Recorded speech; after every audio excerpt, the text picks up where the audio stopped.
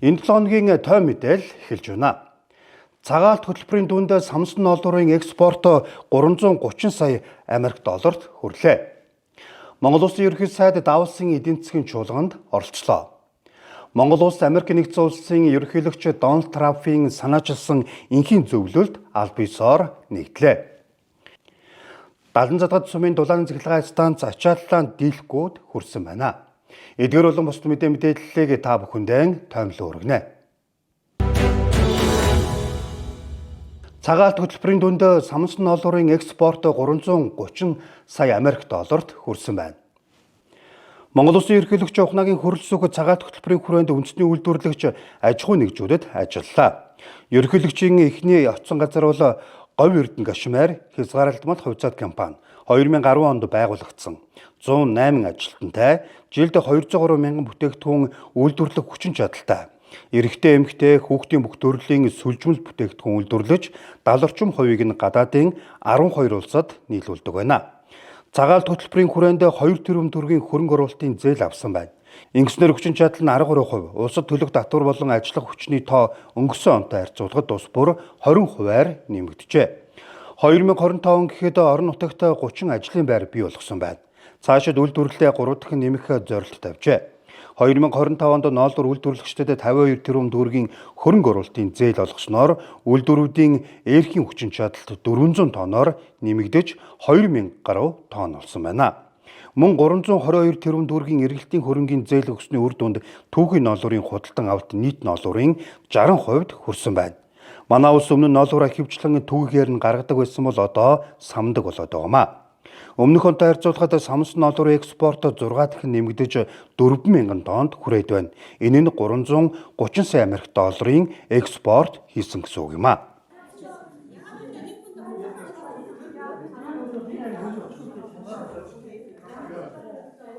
Мөн цагаалт хөтөлбөрийн дүнд жилд 2 сая хос хутал үйлдвэрлэнэ. 2018 онд байгуулагдсан Лугатын хязгаарлалтмал хувьцаат компани уулуурхай тээвэр барилга хүнд болон хөнгөн үйлдвэрийн салбарын ажлын гутал үйлдвэрлэдэг. Жилд 100 мянган хос гутал үйлдвэрлэх хүчин чадалтай. Цагаалт хөтөлбөрийн хүрээнд 900 сая төгрөгийн эргэлтийн хөрөнгийн зээл аван хүчин чадлаа нэмж цаашид жилд 250 мянган хос гутал үйлдвэрлэх зорилт тавьжээ. Дотоодын үйлдвэрлэлээ хамгаалахын тулд ижил төстэй импортын гутлын татварыг нэмэх, зээл татварын бодлогоор улам илүү дэмжих, эмээлтийн зохицлборыг нэн дөрөв ашиглалтанд оруулах, ялангуяа мэргэжилтийн ажиллах хүчин бэлтгэхэд анхаарах шаардлагатай байгааг хэлж байсан юм а.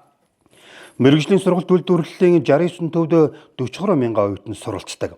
100 хүрэхгүй нь гутал үйлдвэрлэлийн чиглэлээр суралцж байна. Иймээс суралцангаа ажиллах, ажиллангаа суралцах нөхцөл бүрдүүлж 6 сараас 1 жилийн хугацаанд сургаж бэлтгэх бодлого барьж байгааг салбарын яамны төлөөлөл тухай үед ярьж байсан юм а.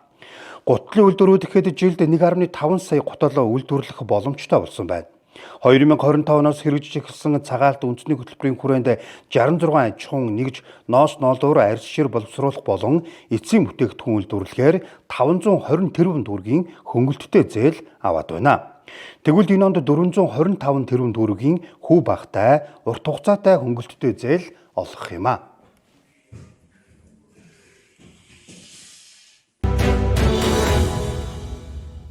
Дараагийн мэдээ хүргэе. Монгол Улсын ерөнхий сайд Давосын эдийн засгийн чуулга уулзалтанд оролцлоо.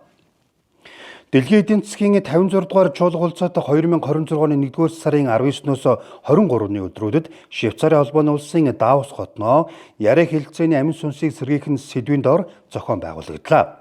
Монгол Улсын ерөнхий сайд Гомбожийн Зандач дор чуулга уулзалтын хүрээнд дэлхийн аялал жуулчлалын өндөр түвшний уулзалт, байгаль орчин төлөөх дэлхийн хамтын ажиллагааны эрчийг эрчимжүүлэх нь тойрог үндэсний сүлжээнд хэмэл оюун ухааны хэрэглээ зэрэг хуралдаанд үг хэлж санал бодлоо илэрхийлсэн.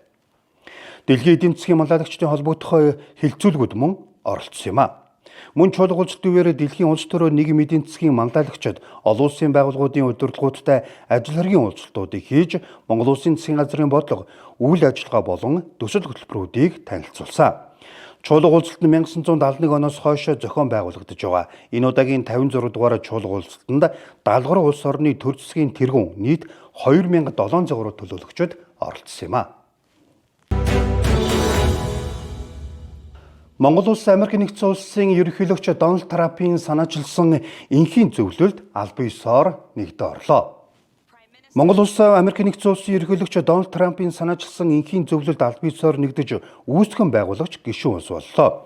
Зөвлөлийн дүрмд Монгол улсын ерөнхий сайд Зандач дээр 2026 оны 1-р сарын 22-ны өдөр Швейцарын холбооны улсын Давос хотноо зохион байгуулагдсан дэлхийн эдийн засгийн чуулга уулзалтын хүрээнд гар үсэг зурлаа.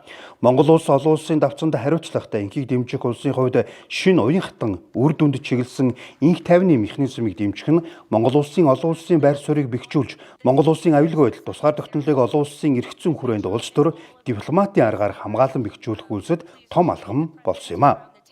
Монгол улс олон улсын энхийг сахиулах, энхийг дэмжих ажиллагаанд идэвхтэй оролцож ирсэн дуршлагатай энхийн зөвлөлийн дүрмэн цэрэгдсэн эвсэл бус харин сайн дурын үндсэн дээр хамтран ажиллах, улс орнуудын бүрэлдэхүүн байдлыг хүндэтгэх зарчмыг баримталж байгаагаараа Монгол улсын энхийг хэрхэмлсэн, бие даасан олон тулгуурт бодлоготой бүрэн нийцэж байгаамаа.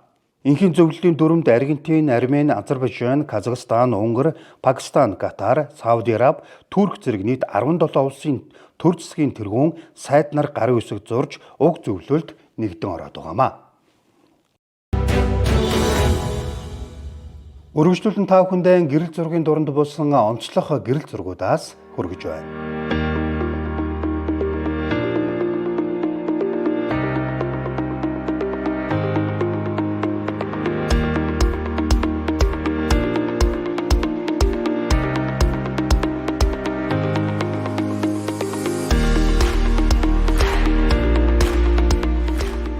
Монцоо Магантлагийн 21 аймаг дахь сурвалжлагаас ирүүлсэн мэдээллүүдийг та бүхэндээ тоомлж байна. Энэ удаад Өмнөг аймгийн сурвалжлагч Дэлгэр цэцгийн бэлгсэн мэдээллийг тоомлж байна. Өмнөг аймагт хүн амын төлөвлөрөл нэмэгдэж, орон сууцнууд хорооллууд олноор баригдаж, дулаан эрчим хүчний хэрэглээ ихсэж ачааллаа дийлэхгүй болсон нь тулгамдсан асуудал болоод байгаамаа. Үүнээс шалтгаалan орон сууц, томоохон үйлчлэгээний байгууламж, сургууль цэцэрлэг, өвлийн үйлдвэрлэлд хөлдөх эрсдэл бий болжээ. Өнөөдрийн байдлаараа 70 задгад дахь дулааны цахилгаан станц 100 бүрэн зогсоож 100-аараа ажиллаж байна. Дулааны цахилгаан станцын хүчин чадлаас үүдэн иргэд гэр болон ажил сургуульдаа дулаан 5 тухтай орчинд сурч амьдрах нөхцөл нь хомос болжээ. Нөхцөл байдал хүндэрч байгаа энэ цаг үед шинээр баригдах дулаан цахилгаан хосолсон 50 мегаваттын станцын бүтээн байгуулалтын ажлыг яарвчлан хийж ашиглалтанд оруулах хэрэгтэй байгааг иргэд хэлсэн байна. 70 задад сумын хүн ам хурдчтай өсөж жилээс жилд 3-аас 4 дахин нэмэгдэж байгаамаа. Одоогийн цахилгаан станц нь 40 гигакалори цаг дулаан гаргах хүчин чадалтай. Өнөөдрийн байдлаараа 35 гигакалори дулааны эрчим хүчийг иргэдэд хүргэж байна. Тиймээс эрчим хүчийг тодорхой хэмжээнд нэмэгдүүлэхээр 2026 онд орон нутгийн төсвийн хөрөнгө оруулалтаар 18.4 тэрбум төгрөг төсөвлөж 14 мегаваттын усан халаалтын 100-аар өргөдөхөөр төлөвлөд байна. Өмнөг аймгийн хэмжээнд үүсэж байгаа бас нэгэн асуудал нүүрсний үнийн асуудал юм а. Тус бүс нутгийн хувьд гол экспорт нь нүүрс хэрнээ 70 задгад дулааны станц болон 14 сумын станцуудад нүүрс олддоггүй. 1 тонн нь 110 мянган төгрөгөөр борлуулдаг нь Монгол улсдаа хамгийн үнэтэй нүүрсийг хэрэглэж байна. Энэ нөхцөл байдлыг хүчин чадалтайгаа хамттан шийдвэрлэхгүй бол зарлага нь орлогоосоо давж цаашид үйл ажиллагаа явуулахад хүндрэлтэй болж байгаа гэлээ.